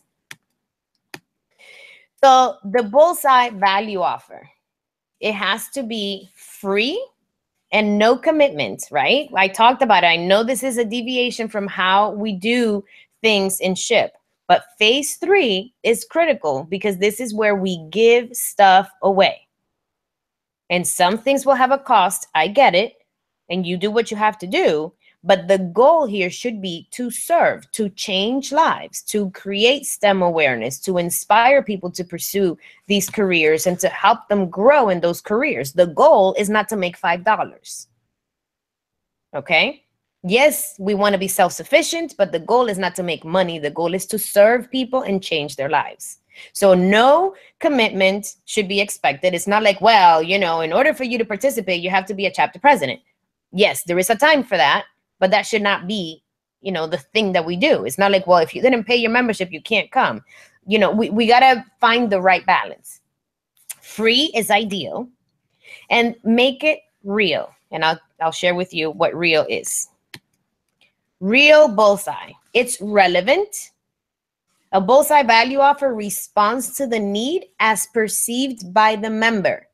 It's not that you like community service, it's that they like community service.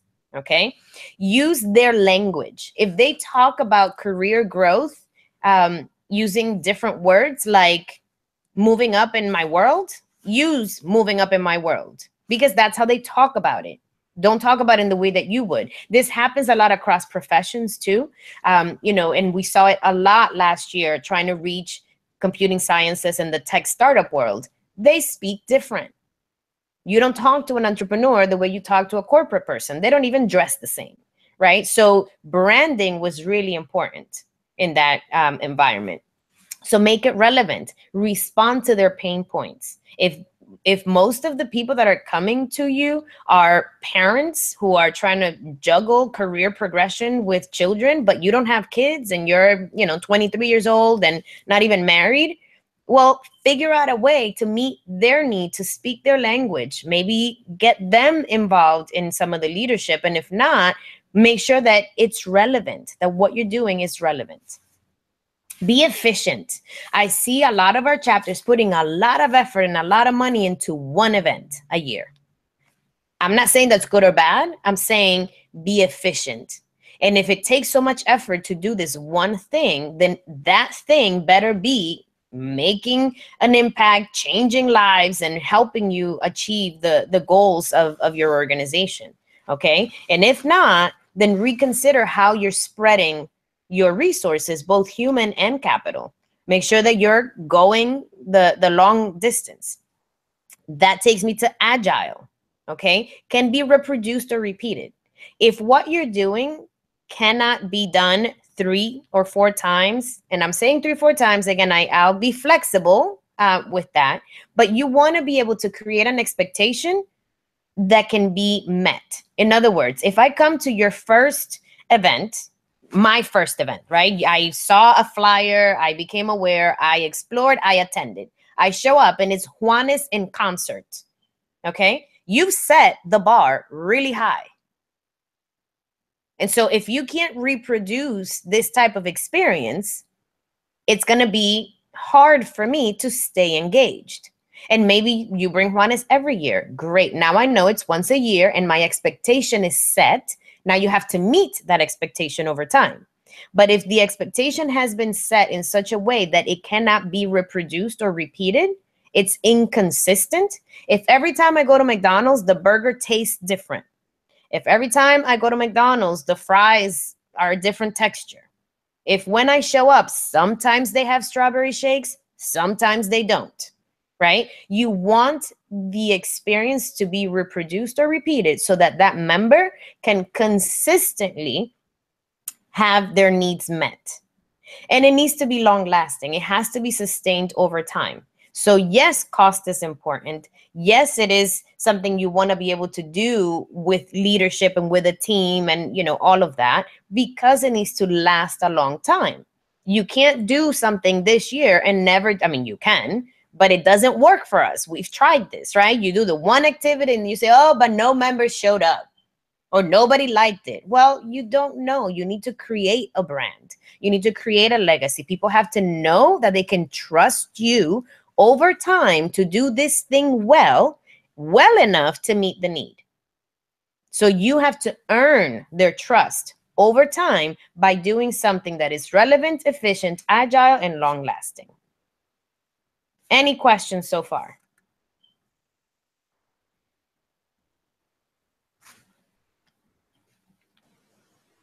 All right, we're coming to the end. Go ahead. I do have a comment.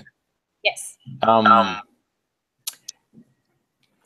I'm agree with all what you're saying about relevant, efficient, agile, long-lasting, but at the same time, I encourage everybody to take the courage.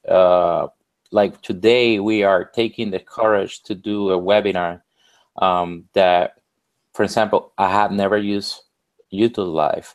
I had never broadcast a webinar before and recorded. I have done webinars before, but never like this. And we had some technical issues at the beginning. A lot of people didn't have the chance to join us today. We probably didn't market properly or brand it, but I'm sure that this is going to be replicated because it's recorded. 1, 2, we will be able to do it again, and it probably will gain more audience. So take risk doing things, because the more you do it, the better you become, more practice, the better you become. And then you're going to hit the point that Francesca is pointing out, especially efficiency. Efficiency is something very important that will maximize the resources. I completely agree with that. But the more you do it, the better you're going to become as a leader, and you're going to be teaching others at the same time. Absolutely, Edwin. Exactly. This very webinar is an example. We could have made this a meeting and everybody has to travel somewhere to do it, and it costs more money. And maybe it's ideal. Maybe we'll all be in the same room and having great dialogue. But you know what? This method is efficient. It's agile. It can be done over time from e-board to e-board, and it's relevant. People are still hungry for ways to make their chapter more appealing and serve better. So this meets the need. It's not Cadillac, but you know, Honda will do. Honda will do. And I think that we do get into, as engineers, we want to perfect our product and we want to perfect our offer instead of allowing it to get better over time. And so for sure, take the risk, be courageous, and do something different, do something new, but stick to it. Stick to it over time until you get better at it. People know you for it, and it makes a difference. Okay? So get real. This is the exercise that I want you to do as a chapter. I'll give you a couple of exercises, and maybe you can do screenshots. We can share the presentation with you because there's a lot more to this, but I don't want to go too far beyond the hour and a half that we had decided to make available for this. So I want you to outline and define the contacts you want your chapter to have throughout the 4 MAC phases.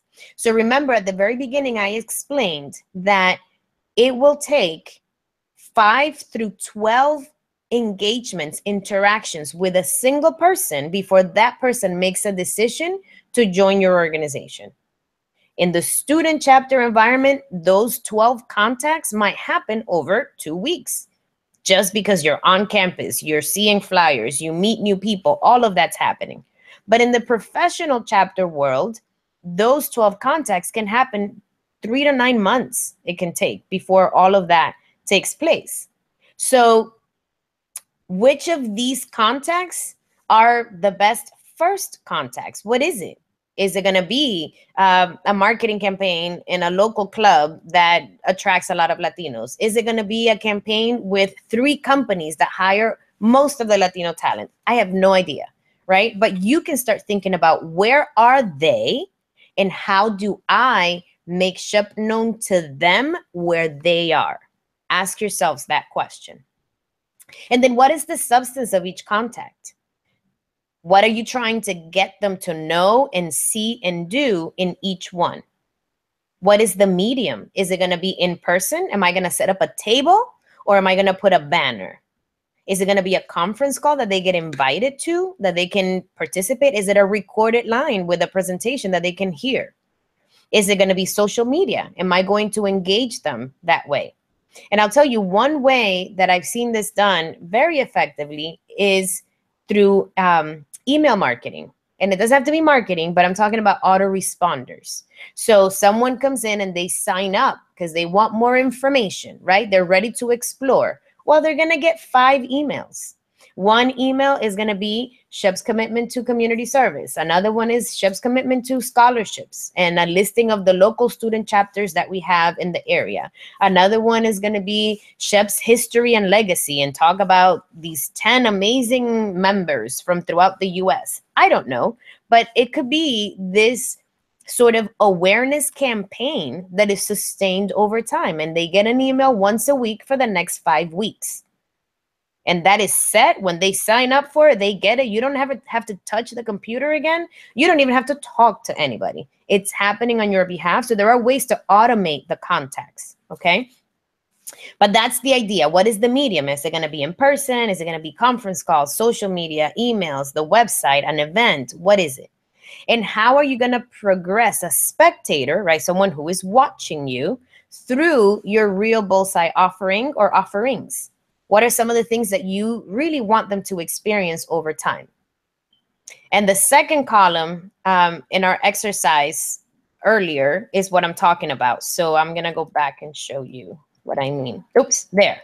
So you have your current and you have your desired. I want you to use this format, if it makes sense to you, to answer those questions that we just posed. Oh, here we are. And this is what at another point in time, I was offering like a coaching program so that people could stay engaged for 4 months with me and we could answer questions and do things like that. If you're interested in something like that, email Edwin or email me or share that somehow so that we can create an opportunity for the region and for the country. Whoever wants to participate in something like that, I would be willing to do that. But branding your real value is the next thing. What are the main pain points of your individual chapter spectators? How does your real bullseye value offer meet those needs? What are 3 ways your chapter can deliver this value offer? It could be a webinar, it could be a workshop, it could be a partnership with someone else that does it better than you do. How will your chapter follow up and follow through? You got to figure out how your chapter is going to do that. And then building a 1-paragraph pitch of your offer, having your elevator pitch, having a way to describe what you do so that it's not always tongue twisting and trying to figure out, well, SHIP is, the best thing that ever happened to me. Great. What does that mean? How? So that's part of what you can be working out with your leadership. I have a template somewhere else later where you can work that out, and I'll skip to get you there. This is one way to structure that. So at SHIP Tampa Bay, I've filled in the blanks. We change lives of people like you who feel stuck in a career development rut, overwhelmed by life balance issues, and hungry for professional success. We help you feel in control of your careers and lives, and we help you create thriving professional track. So listing desired outcomes and your chapter name, obviously, and then using words like help, assist, promote, encourage, change, etc. And then I go into the specific solution. Our networking programs help young professionals, which is the person I'm talking to explore multiple career and technical options. We achieve this through, very specifically, Noches de Ciencias, mentorship, scholarship programs. How can I help you join our mentorship today? That's one example of a branding and sales conversation where you are pitching specific programs to meet the need that this person has expressed. So this is where I want to end. I want us to practice this pitch real quick. Scenario number 1.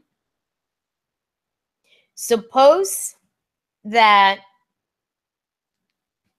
someone comes to you, you're at a Chamber of Commerce event, is the first scenario, and this woman walks up to you and says, hi, my name is Marta Lopez. I'm a 32-year-old makeup artist, and I want to design and manufacture my own line of cosmetics.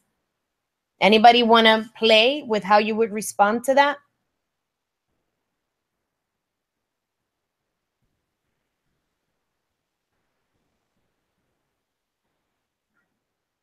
Don't everybody jump at once.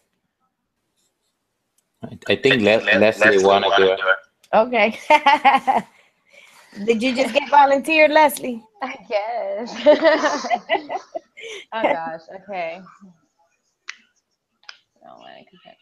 Hi, Martha. My name is Leslie Vargas. I'm the president of SHPE. Can you tell me a little bit more about your? Hold on, I gotta read it. I want to design and manufacture my own line of cosmetics, Leslie.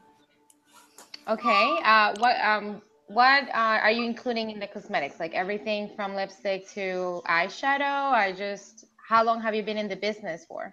So I've been a makeup artist. I don't know anything about manufacturing. I just know that I want to make my own line of lipsticks to start. And eventually I'll do other things, but I want to start with lipstick. Okay, and have you tried to do research on this by any chance? I started doing some research. But I don't understand the stuff that I'm reading. Okay. Well, as part of SHPE, we have partnered with the Chamber of Commerce before, so I perhaps can introduce you to someone that can start you off by guiding you to the right people that can possibly help you. I don't know if that's something that you're interested in. Yes, please. Okay, I'm going to pause there. Here's the thing. Thank you, Leslie, for playing with me. Here's the thing. We have manufacturing engineers in our organization. We have chemical engineers in our organization. We have people that can sit with her and guide her through, you know, kind of figuring out what this is. And maybe it's an introduction to someone else in the Chamber of Commerce that has better resources. But let me explain something to you. Sometimes we get confused and think that because she's a makeup artist, she cannot be a member. She is wanting to start a business in manufacturing. She is a great member because not only will she benefit from our audience, she can hire our people.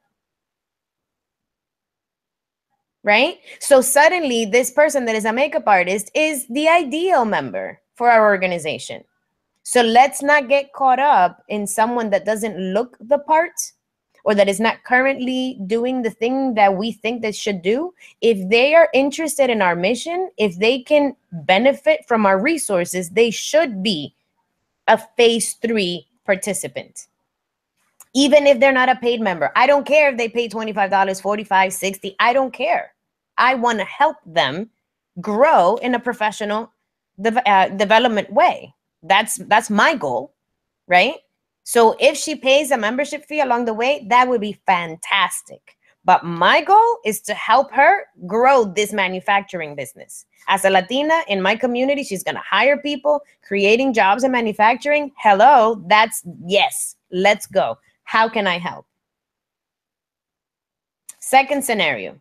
You are at your child's 8th grade graduation and the math teacher mentions that she wishes more parents were like you, involved and knowledgeable. What's your response? Anybody want to take that one on?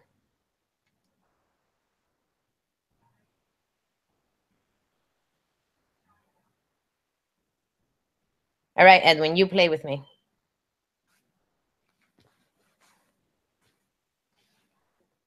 I thought Rael wanted to participate. Sure, I could give it a shot. Hi, my name's Raul, by the way.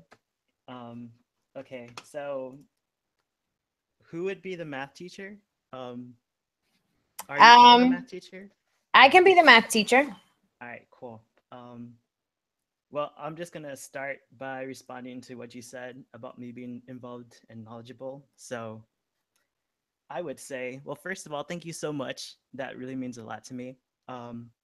I'm also part of this organization called SHPE, Society of Hispanic Professional Engineers. And one way that we like to reach out to public schools is by providing these programs called Noche de Ciencias. And with this program, we could provide more opportunities for these students to learn how being part of a STEM field is beneficial and helpful regardless if you're Hispanic or not. And I think if we offer those resources, we could provide more opportunities for these parents. Excellent. Thank you. That's exactly how we can respond to that. And it could be Noches de Ciencia. It could be, I have other parents that are also involved in my chapter. Any mix of that, right? But this teacher expressed a very specific need. I wish parents, more parents were like you. And you're saying, well, I have a way to engage parents. It's called Noches de Ciencias. Very tangible, very specific. It's not broad. It's not like I love SHPE and come to Baltimore next year, right? It's not that. It's tangible and it meets that teacher where that teacher is in her classroom with the kids, you being there instead of asking them to come to you. So that was perfect. Thank you. Scenario number 3. You are at your company's annual vision casting meeting, and the vice president of HR mentions during the presentation that they are looking to go into a major recruiting and development phase. What's your response? Who wants to take that one on? I'll take it on. Okay. Yeah, those are interesting numbers. We have been throughout the community outreach arm of the company. We have been tracking with a number of organizations, which different folks from different departments are members of. I'm a member of the American Society of Civil Engineers, as well as the Society of Hispanic Professional Engineers. So we could provide a targeted. We could tie our targeting efforts to the goals that some of these organizations have, and have a focused approach into meeting those needs. I know those organizations are looking for assistance, and we can provide professional development seminars that will attract quality members to come into our building and see what we're all about, and that'll give us additional exposure as we expand through their network. Awesome. And Jimmy, so here's the thing. Most of our members know how to address scenario number 3, because that's the one thing that we have been very good at. And yet, a lot of our members don't know or don't have the courage to use Edwin's word to actually do it. And so they hear that the company's hiring, or they hear that there's a need for, 5 open positions or whatever, and it doesn't translate into, oh, but we can meet that need. We have a way. We have people. We have great talents. Let's do this. We don't connect the dot. And so that is exactly how we should approach it, Jimmy, is for sure. You have a need. I have people. Let's get talking, right? What is it? You want a workshop? Do you want to come to our event? Do you want to bring them here? Let's do it. How do I get my people in front of you so you can hire them? That's the response. Yeah. Yeah, I was also going to add, emphasizing Edwin's point. I've been with my current company 6 years, and when I first joined the company, there were no SHPE members that were part of the company. I was the first SHPE member that they hired, and in fact, they ended up targeting me because of my involvement outside the community. As I was told later on. But one of the things I did early on in the company was actually I planted the seed of saying I'm a member of SHPE. I'm an active member of SHPE. I'm a chapter president. In 6 months, 8 months into the company, everybody kept hearing about SHPE and SHPE, that they asked me to do a company presentation about what SHPE is all about. Today, there's a number of organizations that we track with, and SHPE has made it to that list through my constant mentioning of our organization. And we've actually hired a SHPE member in our San Francisco office to be part of one of our teams. So, slowly but surely, but it does take a little bit of that push, like Edwin described. We just have to go. We have to go after it, not only for our members, right? But it also helps our careers along the way as well. Absolutely, absolutely. You start looking like a resource internally. You start developing or showing up as that management quality, as someone that can be relied upon, not just to get your job done, but to help the company grow and all of that. So for sure, it's an opportunity when you have the courage to connect the dots and to be a resource internally and to bring SHPE along as a resource to your employer, you win. And SHPE wins and the company wins, everybody. So for sure. Scenario number 4. Your plumber does an awesome job in your new home, and she tells you that she is growing her business through referrals. What's your response?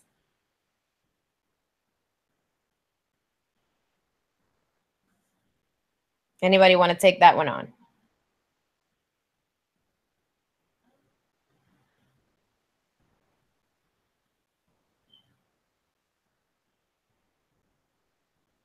All right, Edwin, you're up.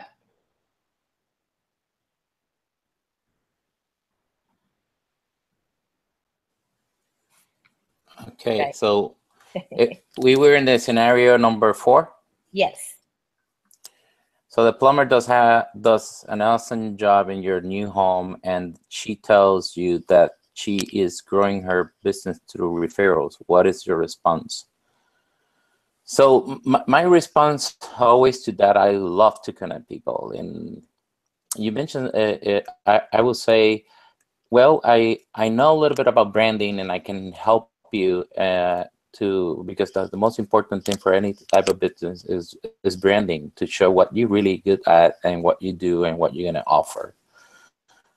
And at the same time, regarding growing her business through referrals, I also will talk with my neighbors. I like every place I go, I like to talk about Chip, for example.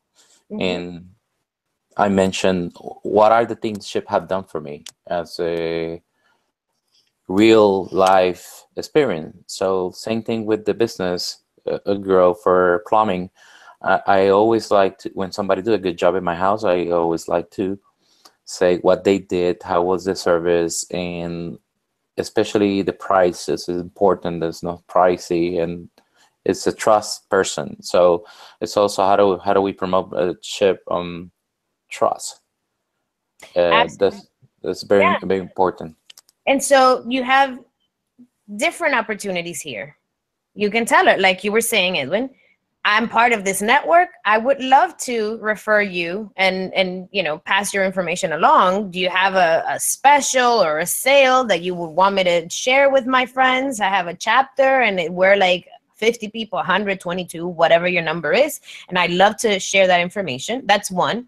Number two is, you know, I'm part of this organization that, in addition to being a network for referrals for you, can probably help you become certified in other ways or grow technically. Have you thought about becoming an engineer? Or, you know, is plumbing your thing? How's your business doing? I can explore with her what her career aspirations are and what other needs the organization might be able to meet.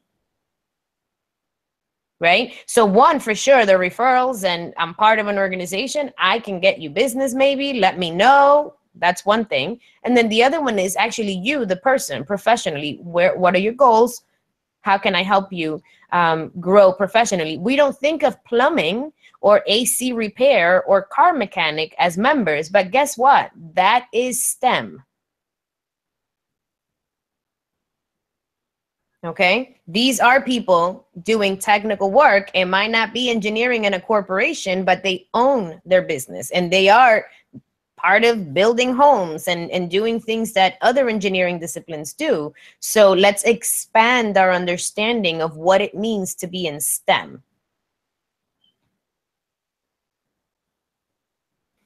All right, I'm gonna move on.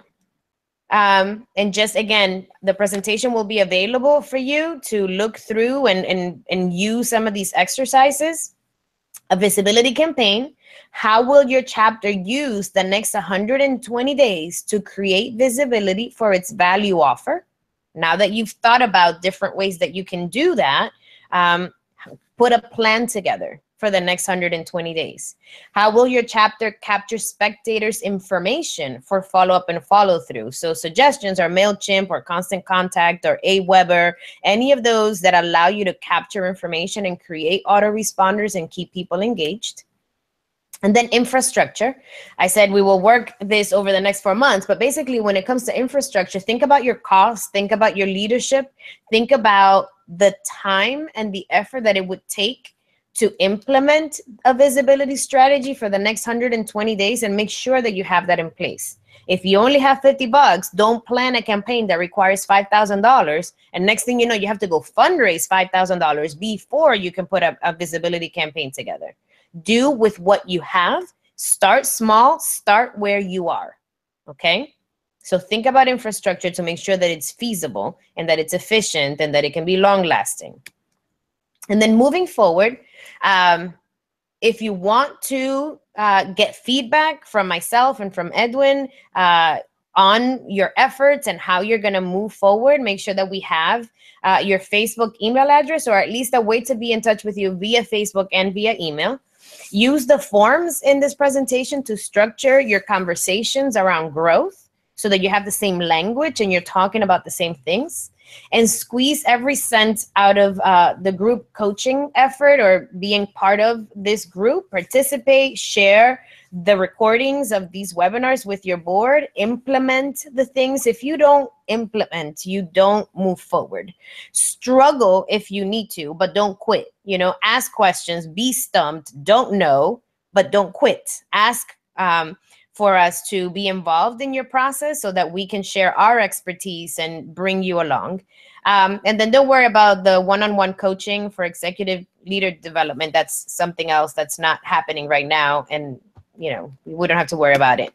But that's the presentation. Edwin, do you want to put me back on? I guess I can stop sharing and I can come back on. But if there are other questions or if you have thoughts or something more specific, I'm available, I would say, for another 5 minutes. I don't want people to stay on if you don't want to, because it's been 2 hours at this point. So it's up to you if you want to stay on. So real quick, if anybody have question, feel free to either use the email. We're gonna be providing on the chat the email from Francesca, or you can do it now too. Let me know. And Orlando, you can share that email in the YouTube live as well. I put it on the chat in the Hangout. So I have a really quick question. Sure. So I recently graduated from college 2016. So I was part of a student chapter, and I am trying to start a professional chapter here in Where are you? Arkansas. I'm in Arkansas right now. Okay. Yes. So I'm working with Walmart as I'm a programmer. But so my question is, I know you mentioned that there are some differences between professional chapters and SHPE chapters. Student chapters. Mm-hmm. So I was wondering if you could touch on that a bit more.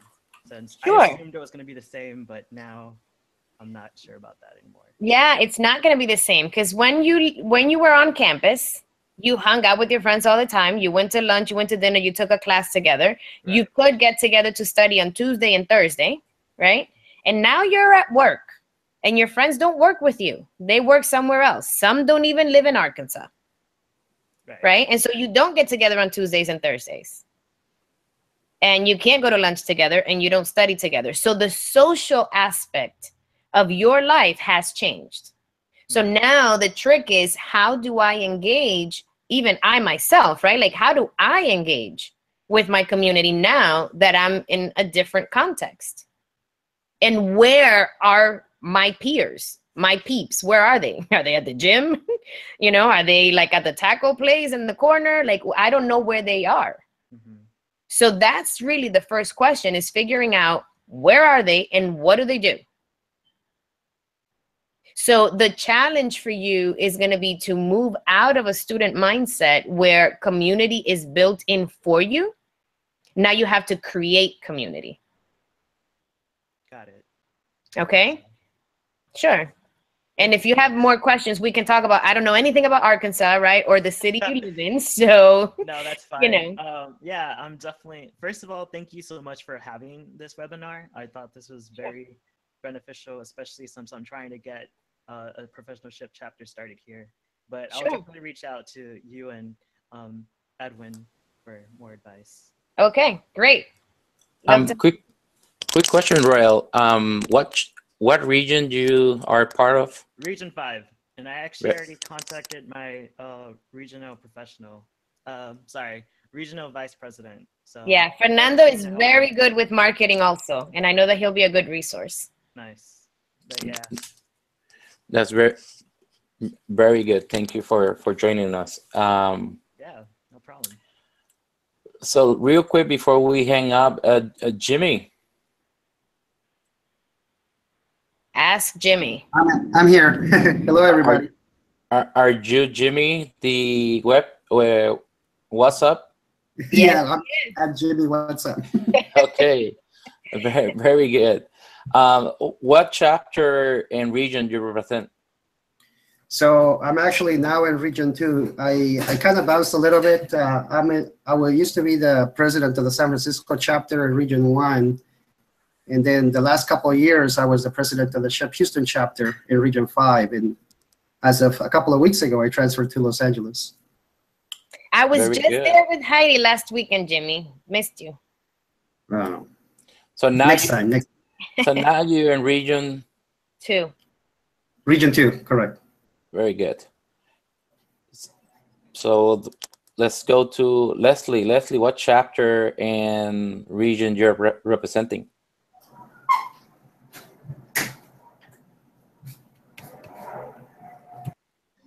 I am from Region 7 and is the Florida Agricultural and Mechanical University / Florida State University chapter, undergraduate chapter. Perfect. Thank you for joining today. Orlando, what chapter and region you're representing? Central Florida Professional Chapter in Region 7. Central Florida. Central Florida. And you're located in? I'm located on the East Coast, in the Space Coast. Perfect. Did I cover Royal, right? He's from Arkansas. Yes, he's from Arkansas. And then I'm Francesca in Tampa Bay. You're Tampa Bay representing? Tampa Bay Professional Chapter. What region? 7. Ah, very good. Do you have anything else to share, Francesca, or can I conclude? No, I feel like I talked forever, so I'd rather get people's questions and input via email so I can answer specific things, you know, as people are trying to implement. They are free to reach out to me and we can go from there. Perfect. So I just want to give the thank you to everybody that had the chance to join us today, and anybody that will be seeing this webcast, thank you for seeing it. Our plan is we are from Region 7.